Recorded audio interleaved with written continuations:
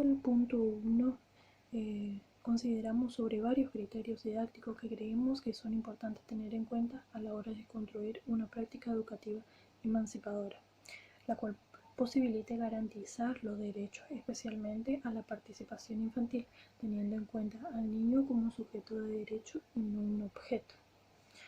Para lo cual tomamos la Convención sobre los Derechos del Niño, la cual fue aprobada en 1981, pero la cual no nos garantiza definitivamente que los niños sean tratados como ciudadanos, ya que nuestra sociedad es adultocéntrica y paternalista. Y en general se considera al niño como un infans, cuando más bien podría ser considerado como una fecundidad interpelante de la cual nos habla Coué.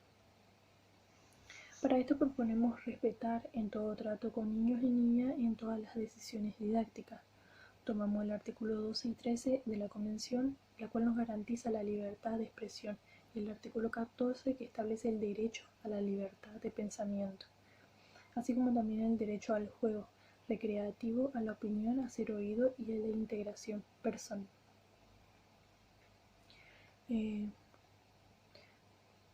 También podemos reflexionar en cuanto al concepto de participación, en la cual la autora Arujar nos explica que la misma se centra en 3 puntos: recibir, tomar parte de algo y compartir. La participación es la capacidad para expresar decisiones que sean reconocidas por el entorno social y que afectan en la vida propia y en la vida en comunidad en la que vive el niño. La participación infantil supone colaborar, aportar y cooperar sobre el progreso, al igual que generar en los niños confianza en sí mismos al principio de iniciativa. Justamente la participación ubica a los niños como sujeto social, con capacidad de poder expresar sus opiniones en la familia, en la sociedad, en la escuela, en general. La participación infantil no debe concebirse como una simple participación de los niños, sino como una participación permanente en relación con el adulto, como debe ser considerada como un proceso de aprendizaje mutuo tanto para el niño como para el adulto.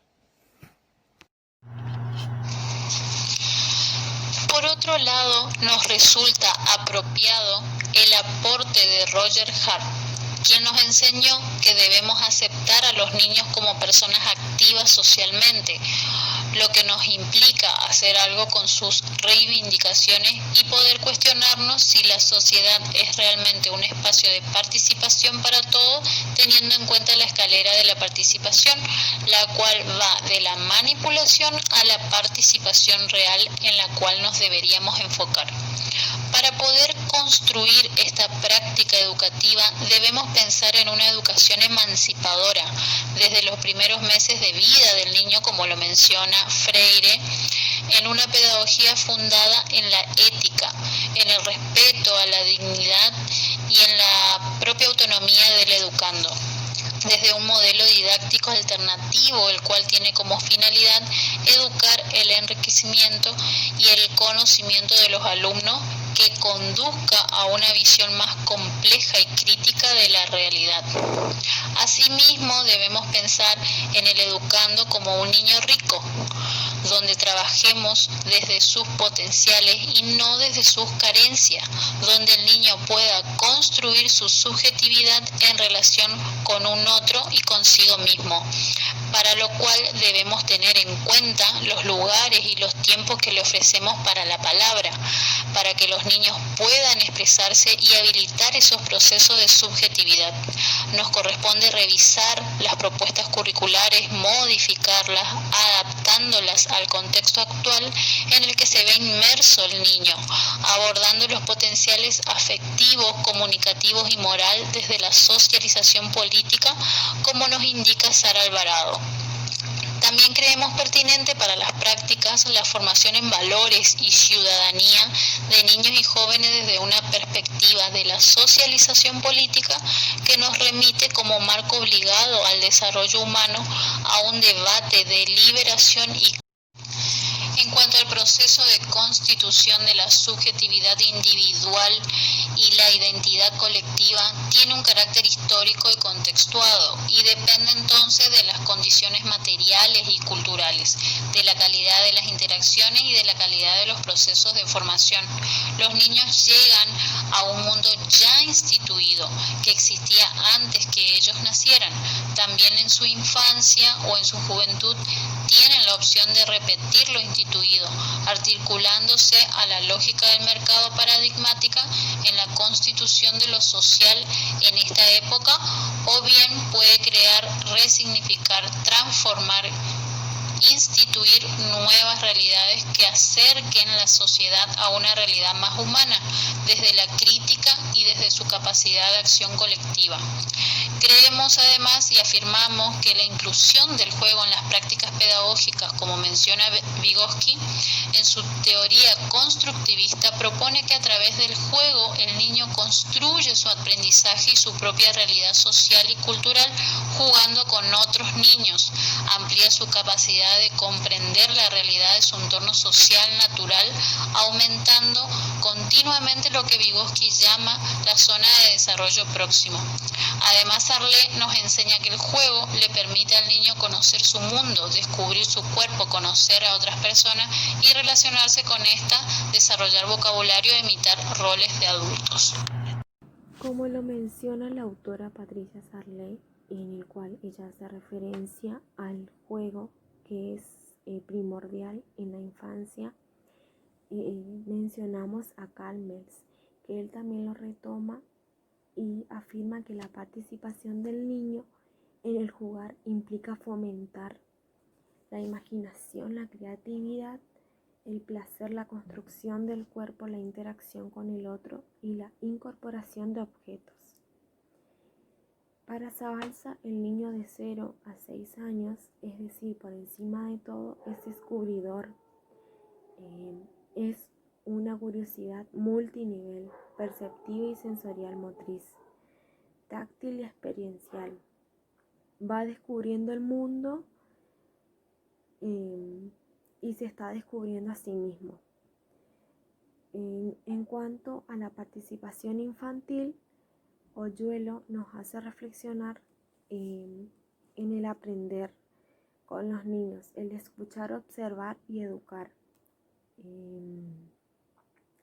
Los docentes deben aprender con los niños allí, que es un investigador permanente con las documentaciones de proyectos reales que son narraciones de las posibilidades humanas. La formación trata de profundizar no solo en el aspecto del desarrollo psicológico, cognitivo, emocional de los niños, sino que también en el punto de vista de la cultura donde la escuela está inserta. Se necesita un perfil profesional que tenga un punto de vista amplio y complejo para poder realizar con los niños una experiencia no solo educativa, sino cultural y a veces la excesiva formación que permite desplegar. La escuela tiene 3 características, que es la motor de transformación social y que no puede actuar solamente en la reproducción. La escuela que recoge los valores culturales en los cuales están insertos los niños, y la escuela que tiene que tener características sobre todo de escuchar cómo es la cultura de la infancia, que muchas veces no es igual que la que tiene un adulto. Con el punto número 2, que dice: ¿qué criterios de resguardo pudieron construir como importantes para no reproducir prácticas educativas basadas en modelos educativos tradicionales, disciplinadores y culturalmente hegemónicos? Bueno, sin duda alguna, los procesos educativos más retadores son los que implican desaprender prácticas asignadas por la sociedad y perpetradoras del sistema en el que se vive. Es totalmente indiscutible que este proceso de democratización transita por la transformación de las relaciones sociales, económicas, políticas e institucionales. Para lograrlo, el ámbito de la educación formal tiene un gran trecho que recorrer a partir de las profundas revisiones curriculares. La teoría crítica jugó un papel clave en estos cuestionamientos porque proporciona herramientas de visibilización y desnaturalización del patriarcado y en este caso en la propuesta curricular. En efecto, el sistema educativo no es neutral, es una expresión de las relaciones de poder sostenidas en asimetría y jerarquía, ubicadas histórica y socialmente. Rescatamos del autor Henry Giroux, que dice que se centra en la no consideración de la capacidad de agenciamiento de los estudiantes que desarrollan conductas de adaptación, pero también conductas de resistencia que operan en la dinámica social. El agenciamiento supone la libertad del sujeto y su capacidad de resistir a la dominación capitalista y su lógica. El concepto de resistencia señala la oposición a la dominación. Giroux reconoce que el conflicto es inherente a la sociedad, en particular a las sociedades capitalistas estratificadas en clases sociales, para más o menos reconocer que existe un margen de libertad del sujeto para transformar las estructuras y las relaciones sociales y que la escuela puede contribuir en ello.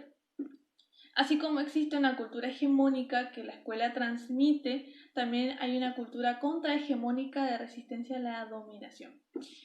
Hay una pregunta que dice que cómo puede contribuir la escuela a una contrahegemonía. Al igual que los sujetos, las escuelas son dinámicas y constructivas. La educación por sí sola no transforma la sociedad, pero sí puede contribuir de una manera indirecta a través de la construcción de sujetos críticos capaces de construir una sociedad justa. Esta idea compartida por Freire es una invitación a no renunciar a la educación, sino en palabras de Freire, apostar a la educación liberadora. Tomando todos los contenidos aportados por la cátedra me pude dar cuenta que muchos de ellos que fueron de gran ayuda para poder clarificar mi mirada hacia la educación, como así también cambiar la manera de pensar y de ver a la infancia. Con respecto a la educación, puedo decir que ahora la veo como un encuentro lleno de posibilidades, con propuestas de situaciones en las que los niños aprenden. Se propone iniciativa, dejando que el niño sea curioso, imagine y sea creativo. La educación es un lugar que está relacionado con el encuentro con un otro, en el cual debemos facilitar la apertura al conocimiento, a lo extraño para el niño. Todo esto debemos pensar desde la socialización política, el poder adaptar el currículum tradicional al aula y al contexto donde se encuentra inserto ese niño, porque no todos son iguales y también no todos los niños aprenden de la misma manera. Por eso debemos poder modificar y adaptar todo eso a cada sujeto. Lo que me aportó José María Toro es el papel fundamental de la figura del docente, ya sea desde la presencia abierta que expresa y se expresa el cuerpo, el trabajo y el juego, entre otros. Tal es así que me ayudó a reflexionar sobre mi posicionamiento en la sala. El educador, por el hecho de ser mayor, no necesariamente tiene la razón, y el niño, aunque sea pequeño o menor, tiene sus razones, su modo de entender las cosas y sobre todo causas y motivos que explican sus conductas y sus comportamientos. Es educar con el corazón. Además, este autor me hizo comprender que la educación no va a cambiar, o sea, el sistema educativo no va a cambiar por las leyes.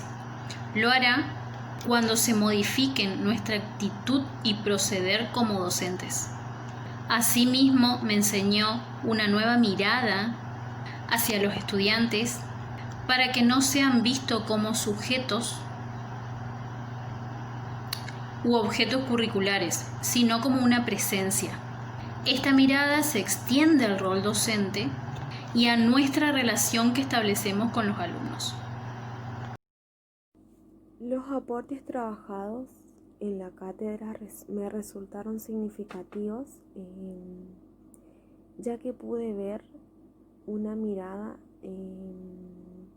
y aportar una crítica, como así también modificar esa mirada que tenía en el ámbito educativo, el de romper lo tradicional y lo estructural, como así también el de construir nuestra propia subjetividad transitando el trayecto por el cual estamos atravesando en el ámbito educativo.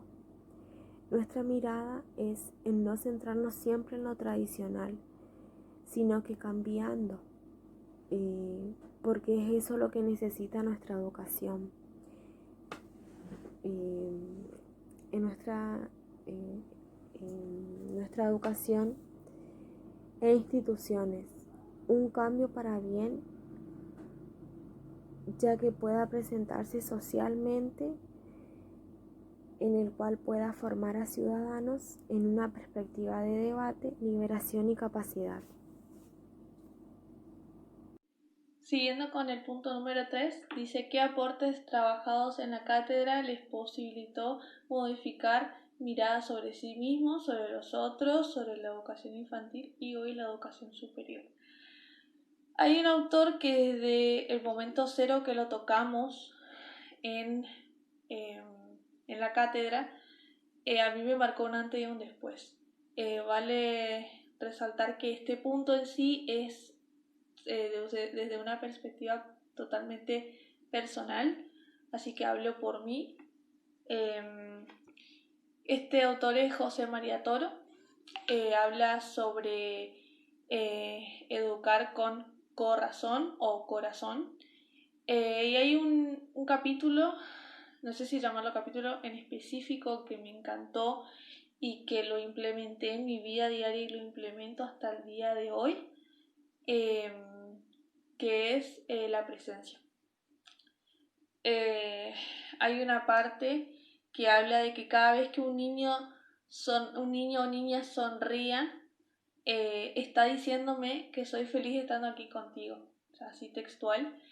Y hablaba de la sonrisa, hablaba de la presencia, de estar presente y ser un presente, y es algo que a mí me marcó, ya que lo apliqué en la sala cuando empecé a hacer mis observaciones y lo apliqué fuera de lo que es la facultad y lo aplico en mi vida diaria, tratar de tener una buena presencia, una sonrisa, porque cambia el ambiente, cambia la forma de la que uno recibe y da. Y ese descubrimiento a mí me hizo un clic, por así decirlo, y pude darme cuenta que se basa mucho en cómo uno se presenta y cómo uno está presente en la sala.